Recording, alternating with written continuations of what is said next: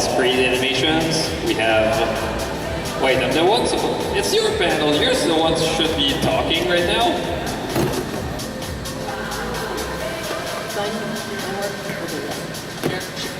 Share ourselves.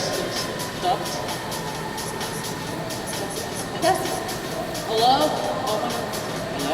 Hello. Can you hear me? Yeah, we're good. That's...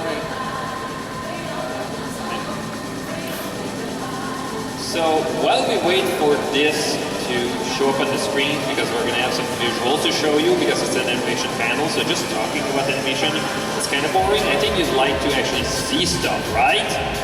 Yeah. So while we do, let's... what about introducing ourselves? Yes, so... I think we can do that. So let me start with some introductions. So yeah, welcome to this animation panel.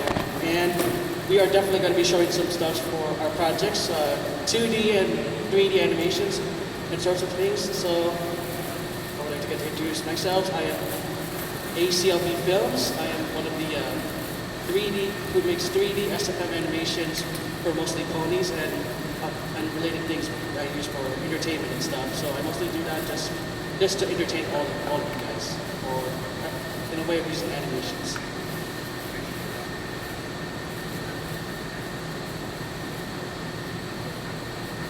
Hi, I'm Luximus. I'm a vendor. Vendor, well, come buy my stuff, please. Thank you. I am also an animator. Came from the pony fandom, but I've been animating a bunch of like pop culture stuff. I've been working on my own pilot that I'll show off a little bit of progress today for you guys. That'll be cool. Hi, I'm Casey, or Casey KK. Probably, if you knew myself, it's probably know best is Naked Pony. I make anime and music videos. I started in the fandom 2012 doing MS Paint animations, and I've worked my way up to Toon Boom Studio and now Toon Boom Harmony. And I'm Mintyroot. I do 2D animated characters in Toon Boom Harmony blended with 3D animated backgrounds. You might recognize me from projects such as Missing Out, The Beginning of Harmony, The Fall of Sunset Shimmer, Luna's Determination, and a couple more that I'm going to be showing here. Yeah, so most of the stuff that we have done before on BTS, stuff are all going to be premiered here. So yeah, we're looking forward to showing you our projects and other stuffs and talk about all the stuff related to this panel animation. So we're still waiting on the AV team to get the screen working here.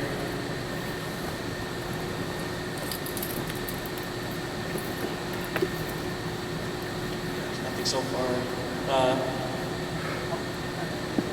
It should be coming soon. Just waiting on the HDMI. I guess until then we can talk a bit about stuff. I've been in the animation fandom, well, the MLP fandom, doing animation for about 10 years, and a lot of things have changed since. A lot of resources. I started back when the days with where we all swore by Flash. A lot of it just came down to the availability of Flash for people and the fact that we had the opportunity to work with Flash rigs. Lots of people were distributing them for animators to actually get to try them. And the whole idea of those Flash rigs was crazy. Because all of them were just reinterpretations of the ones from the show, and just trying to figure out how to make them work with Flash was just the adventure. So just changing the change of approach we have now with Toon Boom. For example, with Flash, the idea whenever you had a piece that you needed to move, of course you'd put a beginning and an ending keyframe. But unlike most animation software, Flash didn't care if the beginning and ending piece were the same. The only thing is that it didn't care, but it did also care to make it make sense. So you might have a pony that's in a pose, and you try to move in another pose, and instead of actually probably in-betweening it properly, and we're slowly starting to get a display that's working. So one of the things is that if you try to actually interpolate those rigs, sometimes the pony will just explode in all directions, just because it tried to make sense of two pieces that were completely different. So I think we're gonna get this screen showing up in a couple of seconds. Fingers crossed. We see it. We see it on our side, which is poignant.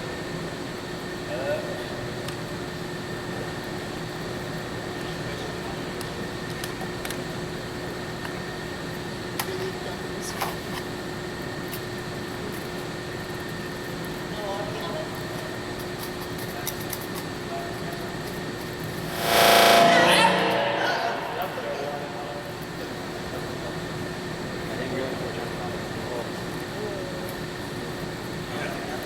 Nothing yet so far. We were so close. Trying. Yeah, it's like electronic dance music. The one button where you just go and dance. No.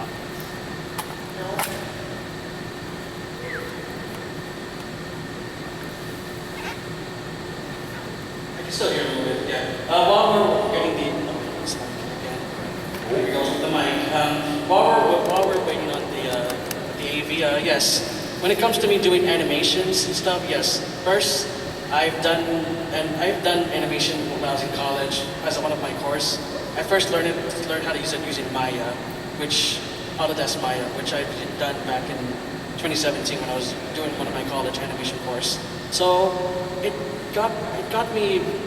Yeah, I know. At first, it was 3D is more of my interest since you could do more stuff when I do the 2D. But sometimes 3D can just do all the. Sometimes for me, doing 3D has not given me much limits and stuff. So it took me a while until I actually got my new PC, and I ended up learning how to use Source Filmmaker, which is most common for animators who wanted to start it. So I got used to using it, learning how to use the principles of animations and stuff, and it was great. It was very great using that Source Filmmaker. So I use that as a practice because I know if I keep on practicing, that's what you do. Practice does makes perfect. When you have to make a scene or skit, and knowing when you're ready to share it is when you do more practice and stuff. So that's Source has been one of my great things. This mic is on, right? Yeah. Okay, pro tip. Don't go into debt. Because that's how I did my animation career. I went to college and got a degree in animation and graphic design. Well, you could have told me that like 7 years ago. Well, that's how long it took for me. It's just 7 years, and now I'm and I need people to buy my badges, please. But no, I also started in Flash, and then moved over to Toon Boom, just because some of the tools in Toon Boom help with my specific animation style a lot better than Flash does. So Flash is, while you can do frame-by-frame animation in Flash, it's more of a software for symbols and puppets, which is what the MLP show is built on top of. Whereas Toon Boom has a very drawing-friendly environment to it that caters to my needs, at least. So Toon Boom is where I'm in right now. That's me, I guess, yeah. So my goal of today is to tell everyone anyone can be an animator. I started out doing animations with MS Paint and Windows Movie Maker, if you remember that back in the day. My animation, I have not gone to college, but I did have an animation class in high school. I took for 3 years, so that helped me a bit. It introduced me to Toon Boom, and I was using the old version of Toon Boom Studio for up until literally the end of last year, and they just completely terminated it. So Toon Boom for me is still a little bit new to me. There's still some things I'm learning, but you don't need a fancy program to do animation. You can literally just draw frame by frame and put it into a GIF or animation program online. All you have to do is try. Yeah, so pretty much as some of us are telling us how we got into animations and why. So One of the reasons why I got into animation is I wanted to do something that I wanted to make for fun. Something I wanted to post content on YouTube. So I wanted to do something that I would never had not made before. Something that not what most brownies have done before when I usually animate 3D animations. It's pretty much what I would love to do. When you do something like a hobby like animations, I mostly do what I would love to do and what my goal is. So I usually I really wanted to work something that would be good to make people laugh and make the people enjoy the videos, or how you would execute the whenever what script you make and other stuff. And why? Pretty much. And why do I want to do it? Because like what I said, I just mostly love to do it for mostly for entertainment and to probably also to share. Pretty much. I started Flash animation back like 2008, back when you had still Flash shared portals. The whole idea with Flash back in the days is that instead of actually exporting the video as a video format, like you'd have for anything you'd film with a camera or a film, what you had back in the days, because the bandwidth was just too bad to actually have the animation stream. Just like back when Netflix was still distributing DVDs. The whole idea with all of that was that your whole animation would just be exported as one file that would be rendered by your computer. It was like a couple of megabytes. And the whole idea with that is that you could actually see the actual animation file with the vectors that would actually show on your computer. And back then I was realizing, like, I'm looking at the cartoon being rendered by my computer, and I couldn't actually grasp, like, I have it in my hands, the cartoon I'm actually watching. It was, could I make my own? Ever getting sad? So yeah, could I make my own? Well, it looks like I could make my own. So, and that's kind of the combination of that, just finding out that you have the ability to actually make things on your own that people can actually look at. It was incredible. It was a revelation. And when I found out that MLP was animated in Flash, just realizing that, just thinking, I could do that too. Not that good because I started and I was thinking, like, it took me a couple of years to finally get it right. But I could do it myself, and it's so rewarding. It feels like you're actually getting a grasp of being a creator, and that's how I ended up becoming an animator. So what I'm gonna show you once we have the feed going, it's actually a remake of my very, very first Flash fan animation that's finally animated in Toon Boom, and I'm not gonna be showing a comparison right here, but I just want to show how far we've been in terms of animation online. With all the technology improvements we've had, because the computers we had back in 2008 are nothing compared with what I can just get at Best Buy nowadays. So I'm really excited to show you. When we have the feed on the projectors, we have our feed, and we finally have the sound. So, and we finally have the sound. It's showing just us.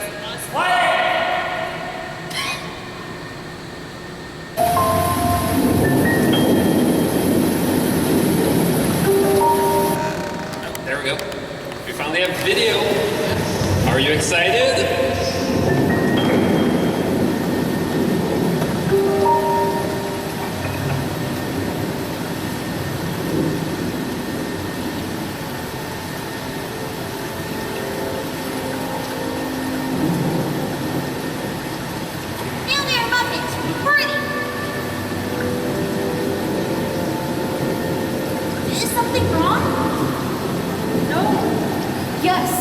I need you to take this letter to Twilight Sparkle in Ponyville right away. This is an emergency. Equestria depends on it. I will do what I can. You have to do your best.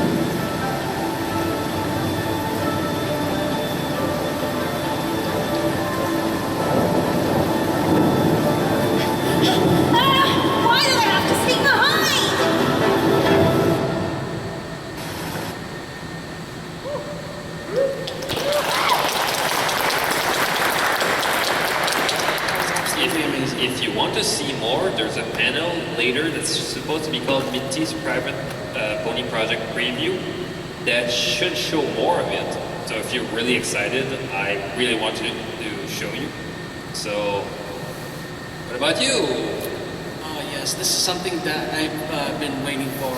Yes, animations can take you a long time to do, and it takes me countless of hours just to get everything getting all the ideas in your head, and trying to get the perfect opportunity to know this is good enough for the show.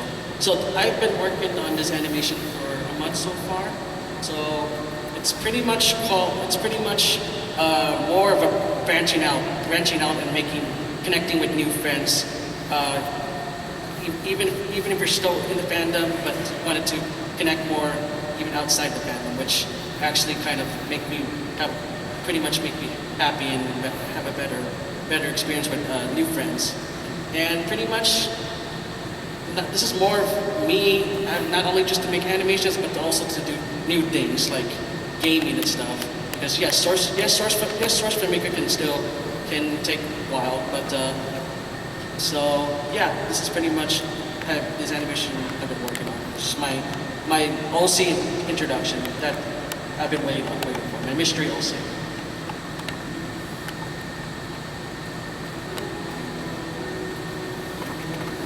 You know, being in the My Little Pony fandom has been amazing. The fandom has always meant a lot to me, connecting with content creators and meeting them at the My Little Pony conventions. It's been unforgettable.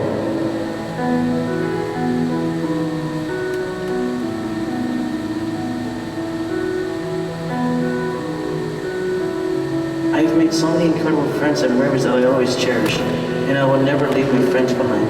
They've meant the world to me, and they'll always have a special place in my heart, no matter where my journey takes me. Yeah, I know how much you love it. You made so many great memories there. And connecting with new friends who share my excitement, it's been incredible. But I want to explore more options and connect outside the fandom, giving myself more opportunities beyond just making SFM pony skits. I want to do something that I have never done before, and use that for my contents. That makes sense. It's a smart move to branch out and see what else is out there. It can open up so many possibilities for you. You get to meet new people, learn new things, and expand your creativity in ways you never imagined. My Little Pony will always be my primary fandom, but branching out is the chance for me to grow together with new friends, explore new games, and create something amazing. And I want to do that change. Sounds like a plan. I'm happy for you and excited to see where this takes you. I'm about to be on this journey, and I'm just getting started in the FNAF fandom, and this is going to be a new beginning. But first, I have something to show to you guys.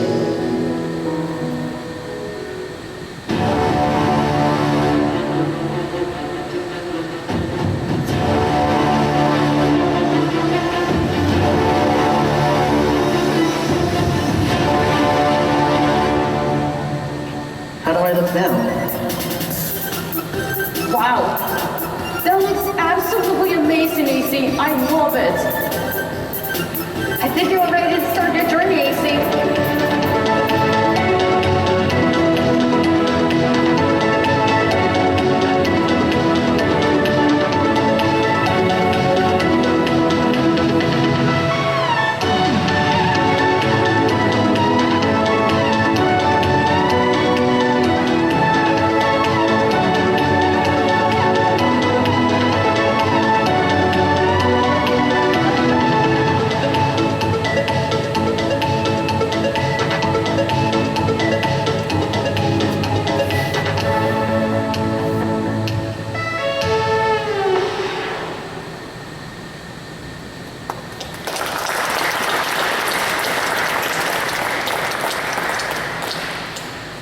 Yes, MLP will always still be part of me.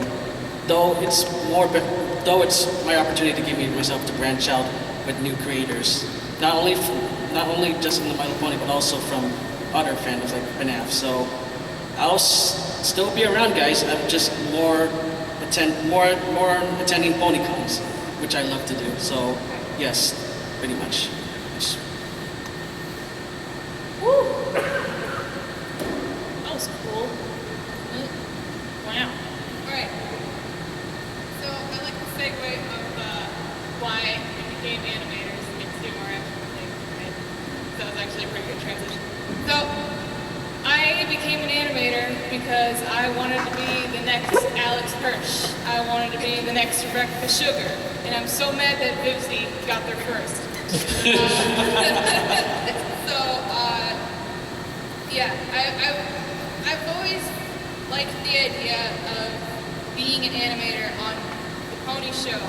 That's where I started out animating, is with ponies, but then I realized that I could expand from that and just make my own thing from that. That coupled with me just branching out of pony in general, just to do either furry stuff or pop culture stuff or even human stuff, or even stuff that's near and dear to my own childhood, which is Catholicism, because of course. So I thought it'd be a really, really cute idea, because if Vivzy has the Helliverse and depravity and savagery all throughout the animation career of her own, I am going to flip the script and make a show about a wholesome father-daughter angel duo, where the father teaches the little kid how to fly. It's called Alistair and Melody. The sneak peek for it is already up on YouTube, on Twitter, on TikTok. And it's all done by volunteer work. It's rough. The rough animation is all done by me. I also do some of the cleanup and the backgrounds, but I get support and help from other animators around the indie community. And I wanted to share a scene with you guys. This is supposed to be scene 3 of the whole pilot. There's 6 scenes in total, but this is when the whole story of the pilot is basically you have to learn how to fly by becoming a good person. But in order to be a good person, you need to learn a few techniques of the ways of an angel in order to really, really get a grip on what it means to be good. So this is part of it. Perhaps it's important to mention that it's not a good idea to take things which don't belong to us. Even if we intend to give it away. Why not? Well, because it's not really generous. To be truly giving, we must give of ourselves, and with angelic power, one has so much to give that... Look, perhaps I should first teach you the greatest foundational lesson. Flying? Is it flying? Conjuration magic! Now, before we consider any type of conjuring, we must learn ABT. That's Alistair's balloon theory, trademark pending. The simply wondrous study of matter in a given space shapes to one's will in order to manifest something new. Apropos, we'll take this simple balloon. Conjuration and substratic manipulation is all about spending one's own power to transmogrify an abstract concept, aka nothing, and make it something. Now you try.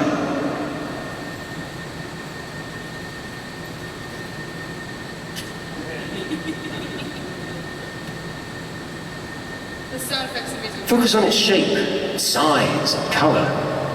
What does it feel like?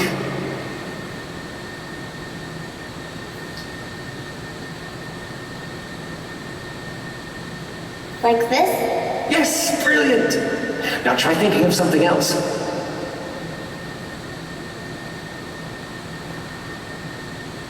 Okay, not bad. Let's try something different, like an apple or a coin.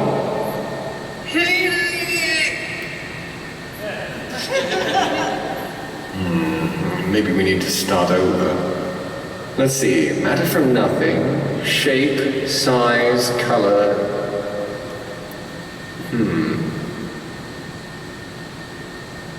Maybe it's like putty or reconstituted silicone mass. Would she understand that? That's it.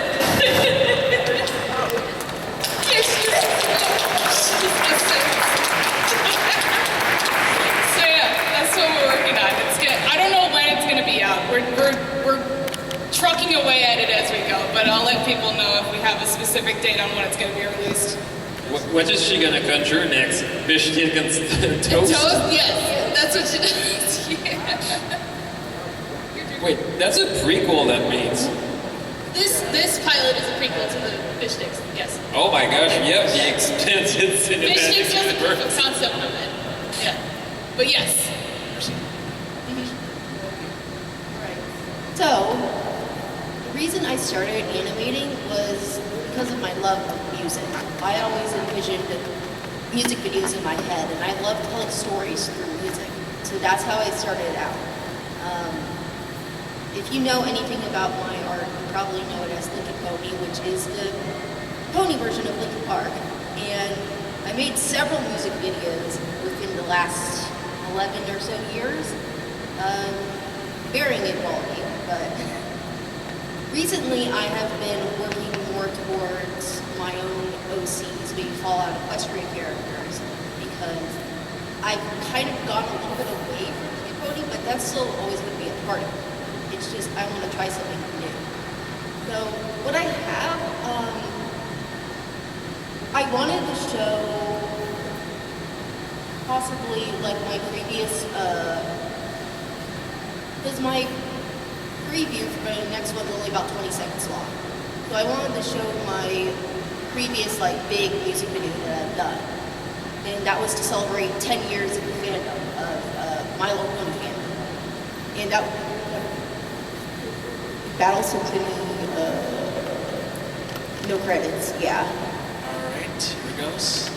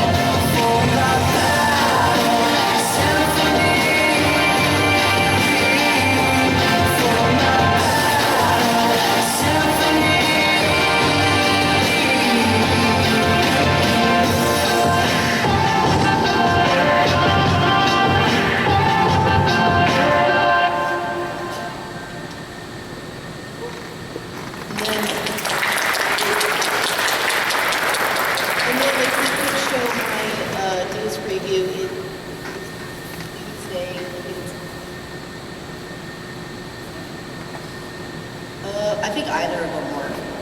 There's an MP4 version and then a. This should work. This will work.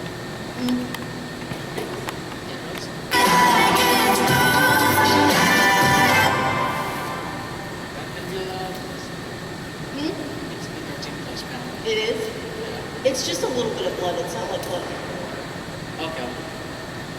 Just making sure. It's Yeah. just like. I'm an egomaniac, I'm a self-attack, looking past like I've never seen anyone have. And a quarter life crisis, I might be past, I'm scared of selfish opportunities, I think I go at the highest rise. Everything good in my life, overshadowed by a sinking feeling that everything is gonna go.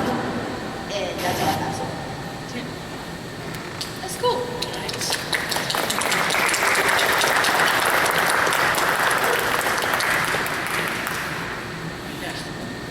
That was very amazing of you guys. With all the contents and all the projects you've been working on. Yes. That's, all I can say is amazing. Congrats.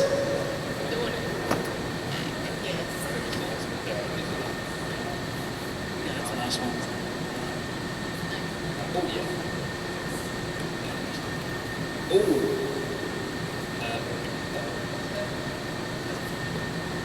Oh, okay, so animation is very, very wide in terms of the things you can do out of it.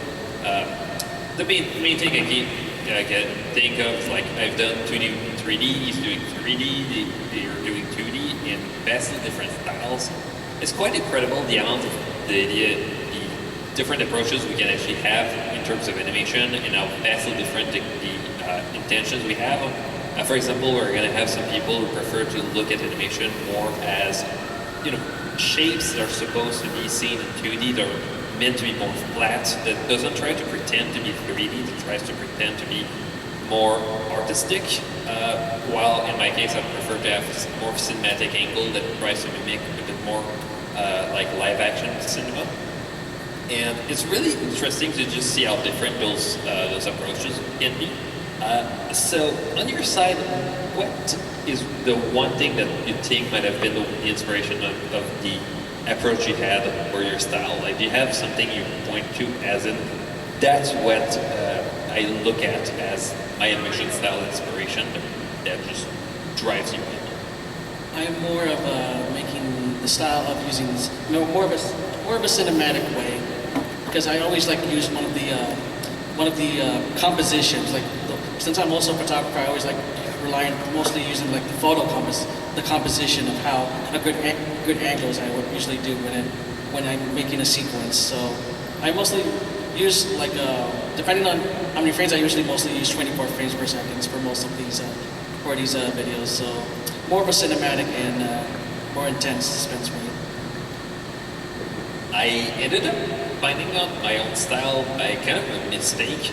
I was doing some 3D renders, and one of the things with 3D renders, when you want to do ray tracing, just by nature of being stochastic back tracing, you're going to trace rays, and if you don't have enough samples, you're going to have a very grainy image that has. And the problem with the grainy image is that it doesn't look very appealing. The flicker is just all over the place.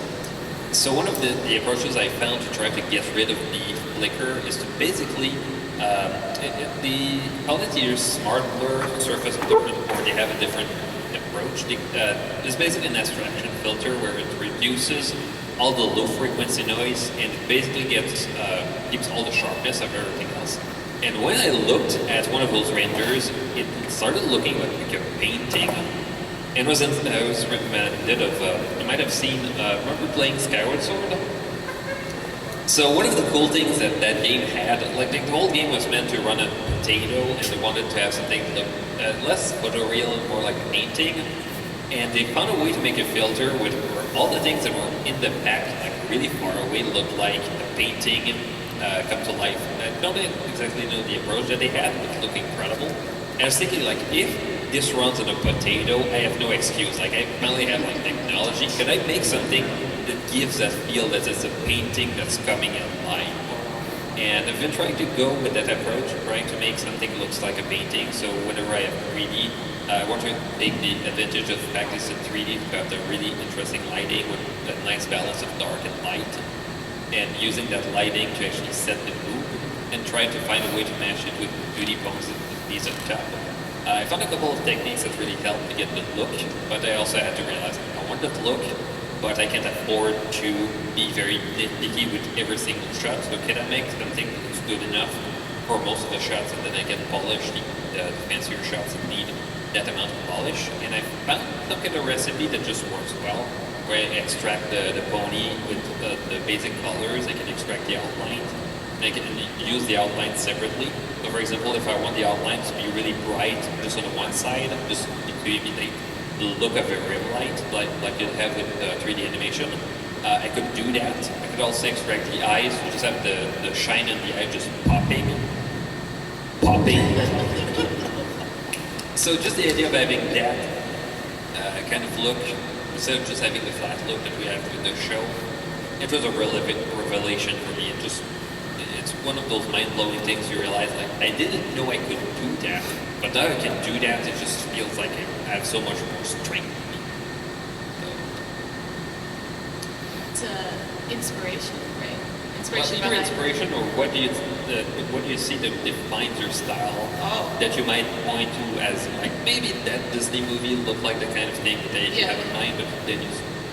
Well, yeah, that's basically it. Was that my specific style was just observing what Disney did back in the day, and tried making something that's similar, but also like easier to reproduce as just a single person animating on the screen.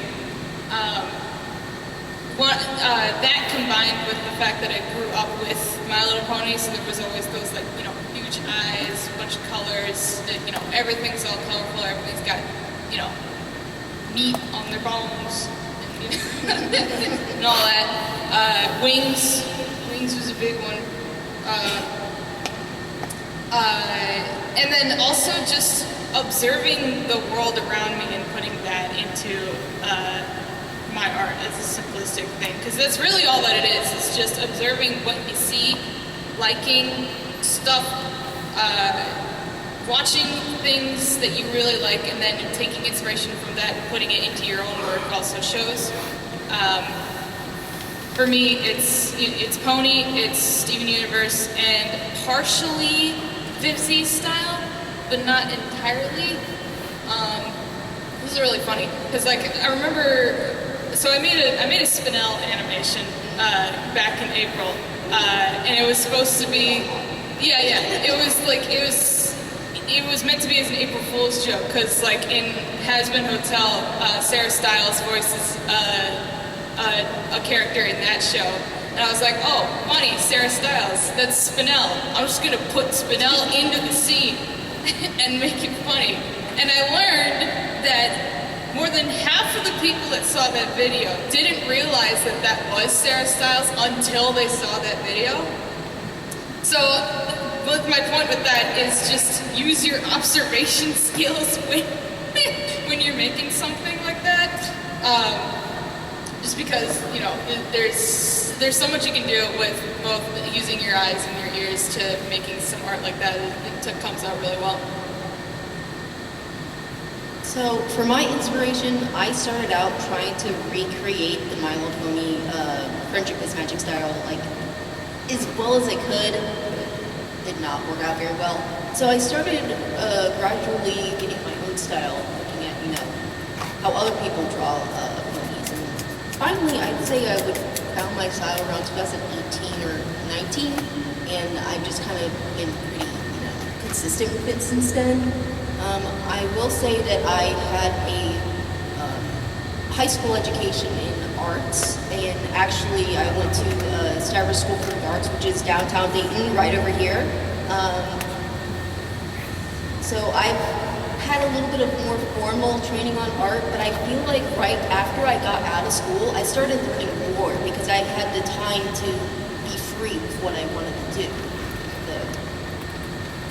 If you're going into art, it's okay to draw just like the things that you like. What I'd say is if you want to start out that way, you can, but I encourage everyone to try drawing off model. Try finding your own style. I think that will help you stand out, honestly. it's also worth noting you don't need to be the best at drawing. For example, there's a lot of artists who are just really, really good at 3D, and they just use those skills to just pull off vision. There's some incredible cartoons where the art looks garbage, but it looks incredible just because it's a cartoon. They just tried. And you know, in the animation industry, there's a lot of people who are not even good at drawing, but they're incredible at either IT or moving rigs. So just the idea that you just show your potential in a way that just differs from everybody else, it's just incredible the kind of things you can do. Like in my case, I can draw, but I'm nowhere near the levels that they have. So just having a bit of skill can help. But we have nowadays is so diverse in terms of the possibilities we have with animation. We have some people doing stop motion and live action.